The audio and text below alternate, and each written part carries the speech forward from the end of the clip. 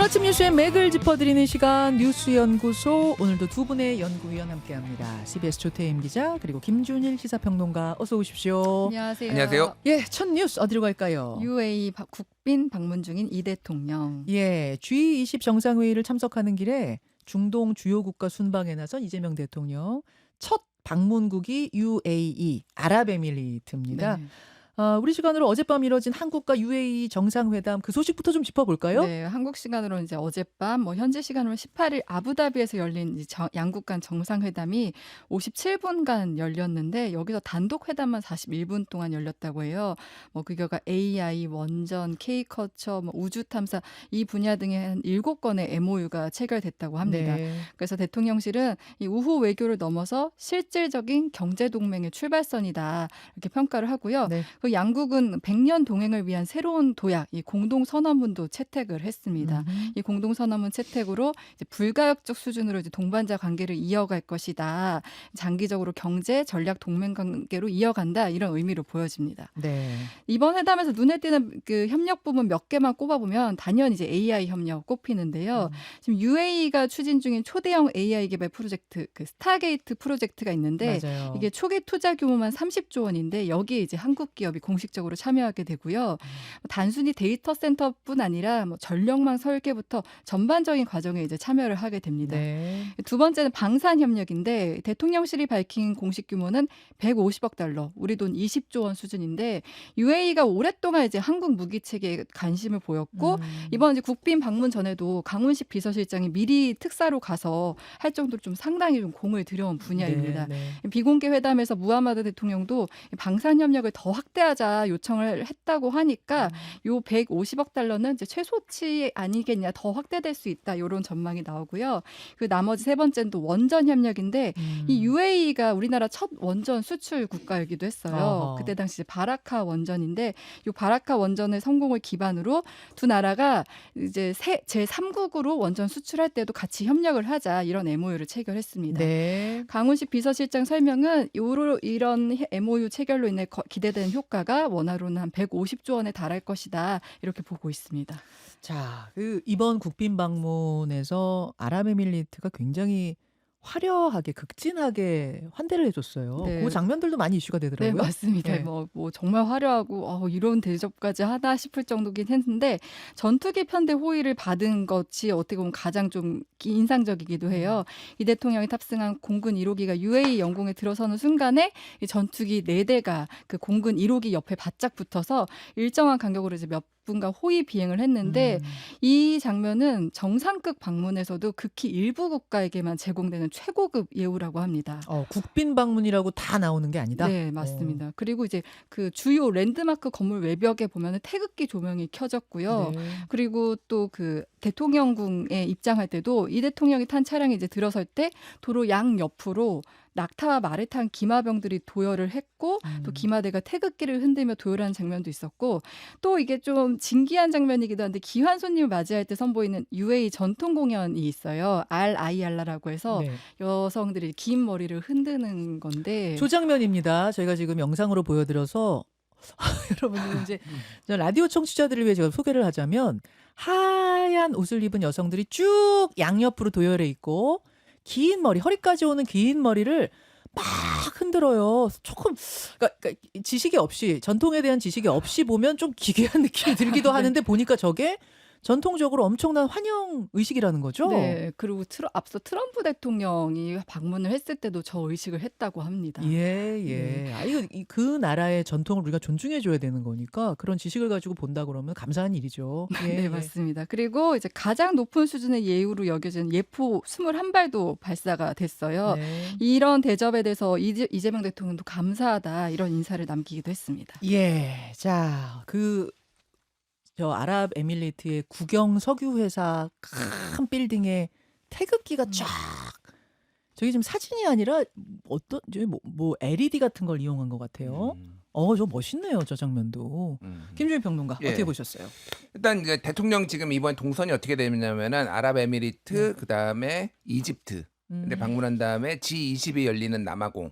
그러니까 아프리카에서는 처음 열리는 거거든요. 네. 그런 다음에 튀르키예 이제 가는 거고 첫 이제 테이프를 아랍에미리트에 끊었고요. 네. 사실 이제 아랍에미리트를 선정한 데는 중동 외교를 이제 본격화하는데 보통은 이제 아랍의 맏형 그치. 사우디를 보통은 가요. 근데 사우디 빈살만 왕세자가 지금 미국에서 트럼프 만나고 있습니다. 지금. 아. 그래서 뭐 미국에다 1조 달러 투자하겠다 뭐 이런 상황이라서 아마 사우디랑은 나중에 만날 것 같고 아랍에미리트는 뭐 잘 아시겠지만은 우리나라랑 굉장히 인연이 깊어요. 뭐 축구만 맨날 붙는 건 아니고요.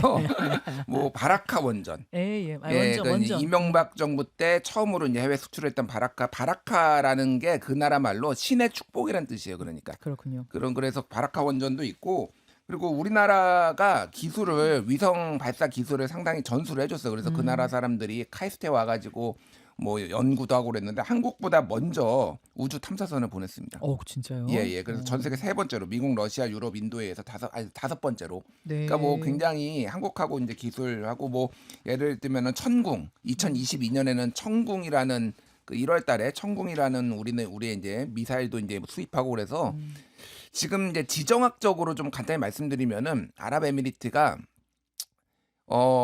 포스트 석유 이후에 우리는 어떻게 살아갈 것인가에 굉장히 관심이 많고 아직도 석유가 많이 묻혀 있긴 해요. 네. 아직도 많이 묻혀 있지만 그래도 그거 고갈되고 나면 우리는 무슨 먹거리로 살 거냐에 관심이 있다는 거죠. 마이크로소프트가 최근에 보고서를 공개를 했는데요. AI의 나라별 인구별 그 이용률을 봤는데 네. 전 세계 1등이 아랍에미리트입니다. 야, 그러니까 인구가 다 똑같진 않으니까 예. 인구를 비율로 했을 때 어디가 제일 많이 쓰느냐 아마 1위가 아랍이라고요. 예, 이용 인구 비율이 59.4%로 전 세계 1위. 그리고 싱가포르가 그렇구나. 58.6%로 2위.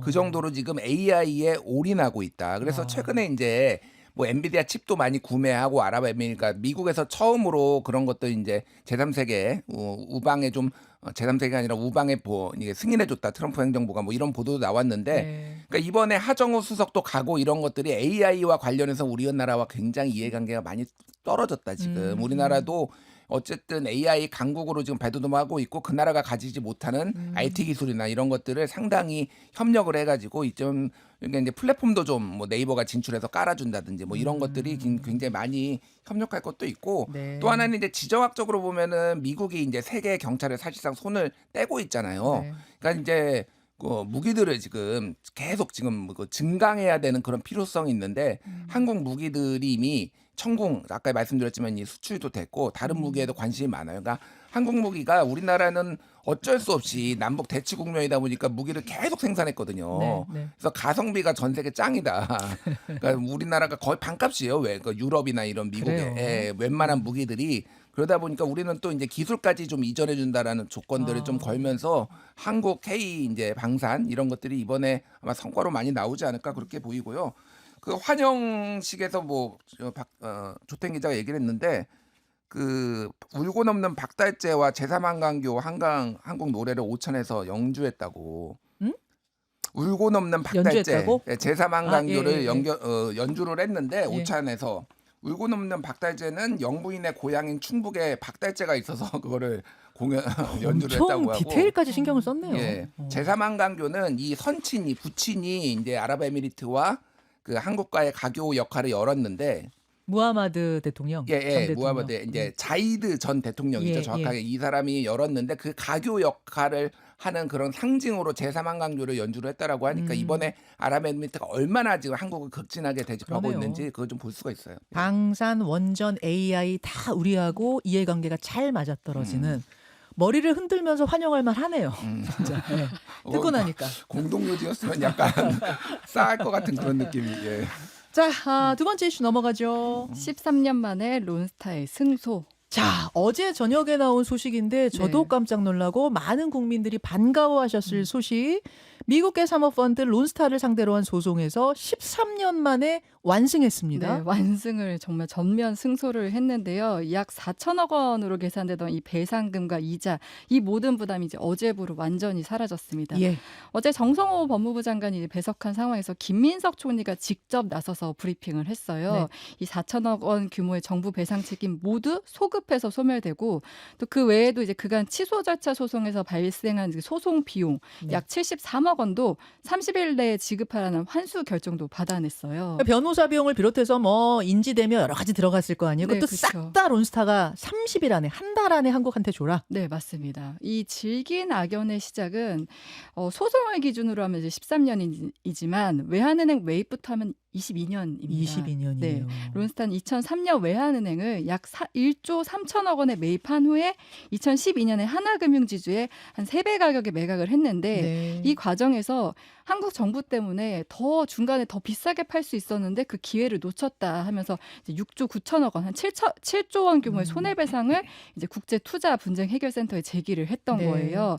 그래서 이 과정에서 이제 결론이 났던 건 2022년에 그 국제투자분쟁해결센터에서 정부의 그 고의적인 지원은 없었지만 요 사업 승인까지 그 과도한 좀 시간이 걸렸다는 점을 인정을 해서 2,800억 원 배상을 판정을 한 거예요. 2,800억 원을 한국 정부가 론스타한테 줘라. 네, 맞습니다. 1심이었어요. 네, 그때 그래서 한국 정부는 판정에 대해서 이거 좀 절차적 위반이 있다 하면서 그때 당시에 이제 판정 자체를 취소해달라고 다시 소송에 들어갔고 그 결과가 이제 어젯밤에 나온 거예요. 전부 취소로. 네, 그래서 이제 법조계에서도 이 정도까지 완전 취소는 전 세계적으로도 흔치 않다. 뭐 지금 55년 동안 취소 신청 133건 가운데 네. 전부 아니면 뭐 일부 취소된 건도 20건, 그러니까 15%에 불과하다고 하는데 저희 이번에 완전 취소인 거잖아요. 네. 그러니까 굉장히 좀 이례적이고 되게 잘된 성과다 이렇게 볼 수 있습니다. 자, 이게 진짜 이례적이고 우리도 이 정도까지일지 몰랐는데란 이야기가 나오는 이유가 뭐냐면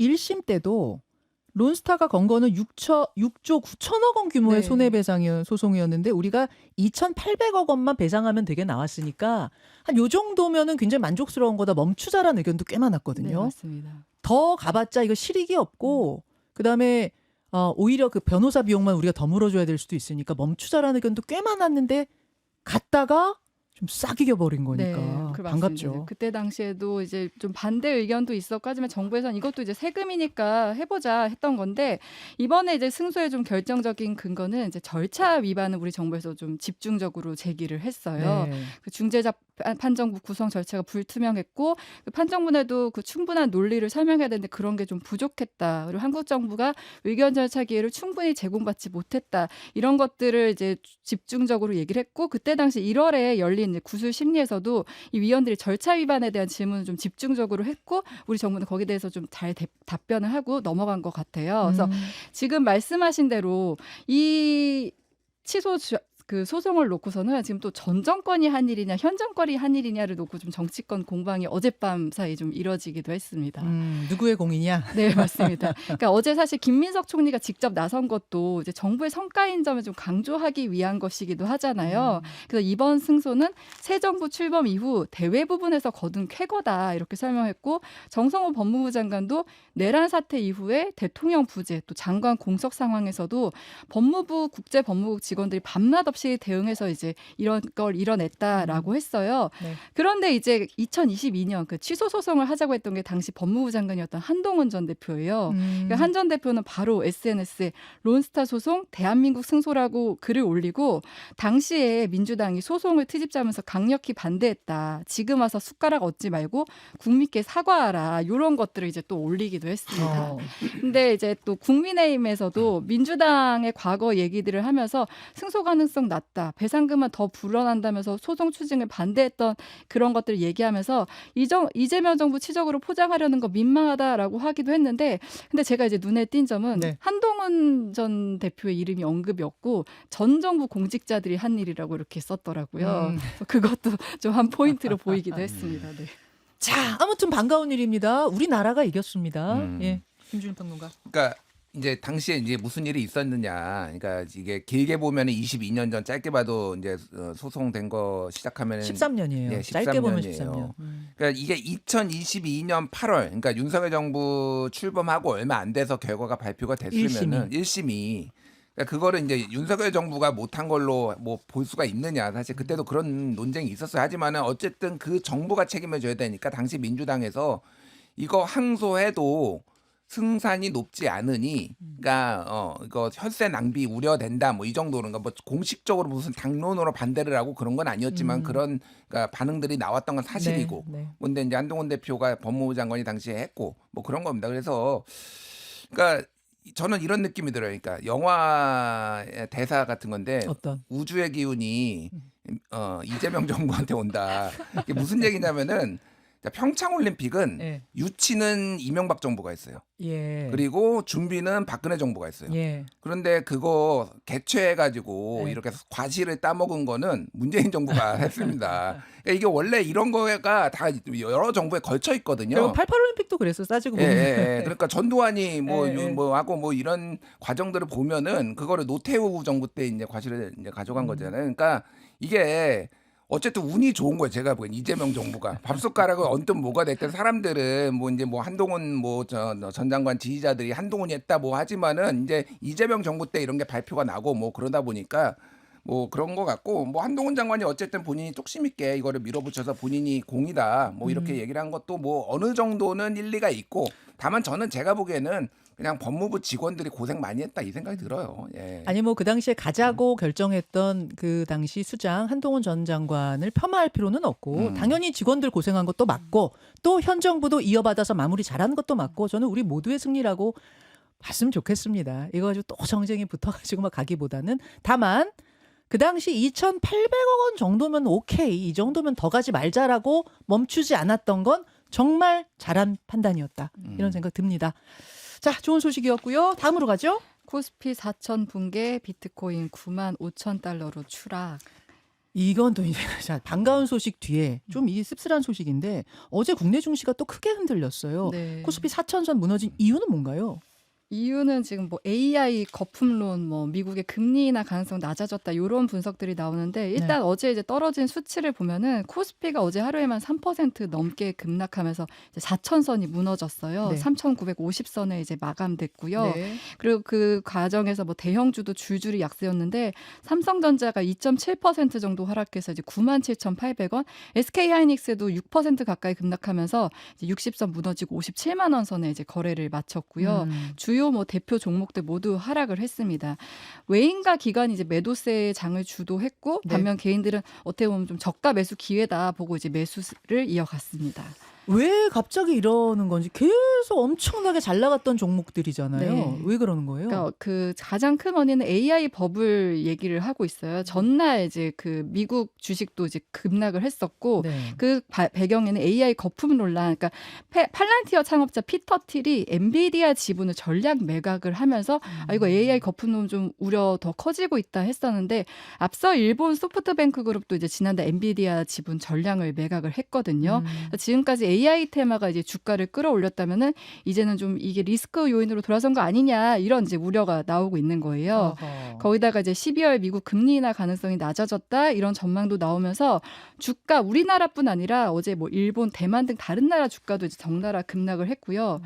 그리고 오늘 새벽 이제 미국 증시도 또 하락을 했어요. 다우 1.1%, 뭐 S&P 500 뭐 0.8%, 나스닥 1.2% 이렇게 하락을 했어요. 네. 그래서 지금 S&P 500 같은 경우는 지난 8월 이후에 최장기 하락세를 기록하기도 했고 제가 볼 때는 지금 더 심각한 게 비트코인 같아요. 네. 코인에 투자했던 분들 울상이시던데 어느 정도 떨어진 겁니까? 그러니까 비트코인도 7개월 만에 어제 같은 경우 9만 달러 아래로 떨어졌는데 9만 그게 달러면은 어떻게 되는 거죠? 이게 1억 한 3,200만 네, 원? 맞습니다. 그러니까 하루 사이 5% 이상 떨어졌어요. 원래 막 1억 6천도 넘었던 네, 거죠. 맞습니다. 근데 지금 오늘 새벽 기준으로 이제 다시 보니까 9만 달러 이제 회복해서 9만 5천 달러 정도인 것 같아요. 그래서 이제 비트코인 하락도 요 앞서 말한 기술주 하락 때문이라고 봐야 될 것 같은데요. 네. 그리고 지금 또 중요하게 봐야 되는 게 환율입니다. 지금 그 달러 대비 원화 환율이 어제 1,460원대였는데 지금 환율 상승의 좀 가장 큰 이유는 서학개미들이 이제 해외 투자 많이 하고 있고 또 코스피 부장에 투자했던 외국인 투자자들 빠져나가면서 좀 환율 상승이 좀 이뤄지고 있다 이렇게 볼 수 있습니다. 이게 뭐 일시 조정이란 건 늘 있잖아요. 네. 주식시장이 항상 끝없이 오를 수도 없고 끝없이 추락하는 것도 아니긴 한데 최근에 그 우상향 기조가 툭 꺾인 것이냐 아니면 진짜 스쳐 지나가는 일시 조정이냐 전문가들은 어떻게 봐요? 전문가들은 의견이 완전히 엇갈리더라고요. 지금은 오히려 매수 기회다. 이제 반도체 사이클은 내년 상반기까지 이어지는 건 맞다라는 반면에 그거는 모두 다 공감하는 네, 거죠. 근데 지금 너무 변동성이 심하다 이런 얘기도 있어요. 근데 지금 여기서 주요하게 봐야 되는 거는 네. 엔비디아 3분기 실적이 미국 현지 시간으로 19일이라 우리 시간으로 내일 새벽쯤에 발표가 돼요. 이 실적이 이제 기대치를 충족하면 AI 거품론은 이제 사라지고 이제 반등. 성장성을 확인하게 되는 거고 기대에 못 미치면 이제 다시 AI 거품론이 이제 재점화가 되는 거죠. 하하. 우리 시각으로 내일 새벽 엔비디아의 실적 발표가 중요한 분수령이 될 거란 말씀. 여기까지 듣겠습니다. 수고하셨습니다. 감사합니다. 감사합니다.